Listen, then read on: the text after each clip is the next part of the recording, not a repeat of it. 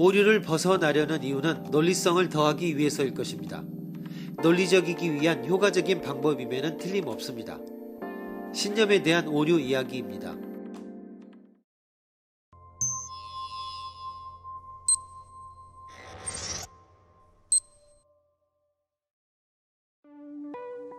다음과 같은 신념을 생각해보자. 나는 이것을 믿고 있다. 이것이란 위 문장 전체로 표현되고 있는 내용이다. 좀 더 의도적으로 다음과 같이 써서 나타내도 좋다. A.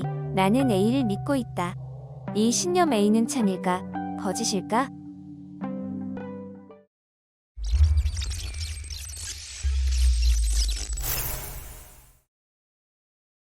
본인이 A를 믿고 있으면 참, 믿지 않으면 거짓입니다. 다만 믿지 않으면 이 A 자체가 신념은 아닌 것이므로 거짓된 신념이라고 하는 것은 있을 수 없습니다. 즉 A는 신념인 한 반드시 참이 되는 것 같은 신념입니다. 즉 믿는 것에 의해 필연적으로 참이 되는 신념입니다. 바꿔 말하면 믿는 것이 올바른 것이라고 알고 있는 신념입니다.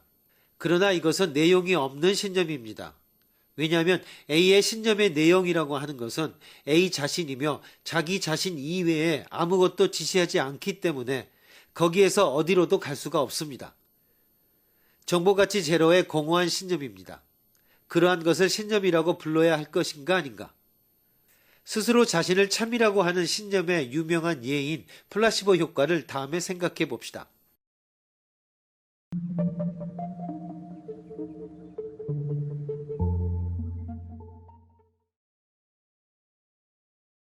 나의 병은 나을 것이다. 이렇게 믿는 것만으로 정말로 낫는다라고 하는 것은 흔히 있는 일입니다.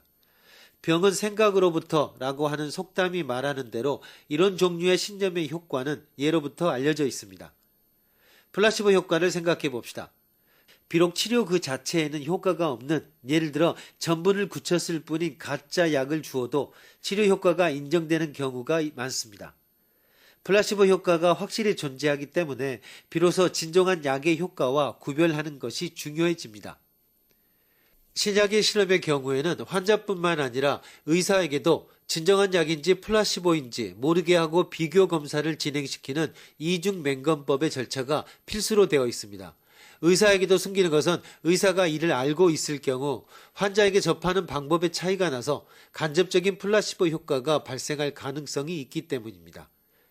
신약 실험에서 플라시보에 의한 치유 효과에 비해 분명하게 뛰어난 효과를 내지 않는 약은 유효하다고는 인정되지 않습니다.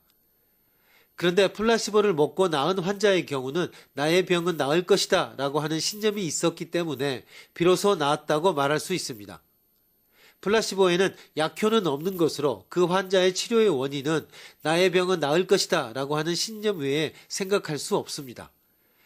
즉 이 신념은 믿을 수 있는 것에 의해서만 스스로를 참이라고 하는 신념입니다. 이것은 자기 충족적 신념에 나는 이것을 믿고 있다와 같은 공허한 신념은 아닙니다. 분명히 내용을 가진 신념입니다.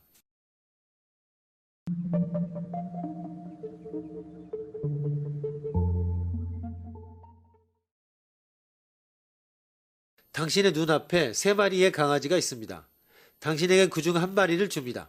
자유롭게 선택해도 좋습니다.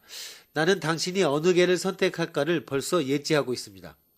나는 보시는 바와 같이 멀리 떨어져 있기 때문에 개에게 손을 댈 수 없습니다. 자, 이제 당신이 선택한 개를 안아 올려주셨으면 합니다. 역시 그 개였습니까? 그 개의 목걸이를 봐주세요. 봐요, 당신은 이 개를 선택할 것입니다 라고 써있죠? 네, 좋아요. 확인해 주세요. 다른 2마리의 목걸이에는 아무것도 쓰여져 있지 않죠? 당신이 이 개를 선택할 것임을 예지하고 이 개에게만 써둔 것이죠. 나는 어떻게 당신의 선택을 마칠 수가 있었을 것인가?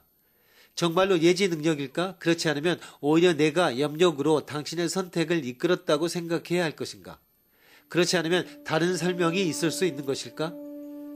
이 마술의 방법은 좀 더 간단해서 만약 당신이 다른 개를 선택하면 그럼 개의 꼬리 아래를 봐주세요. 또 다른 한 마리의 개를 선택하면 그럼 개의 귀 안을 봐주세요 라고 하는 것입니다. 개마다 다른 장소에 예지의 증거를 써두면 되는 것입니다.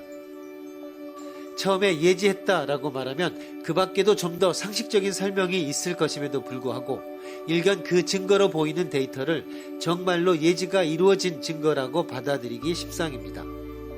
초능력의 시련은 모두 소박한 확증 바이어스를 이용하고 있으며 반증 실험을 허락하지 않는 설정이 되어 있습니다.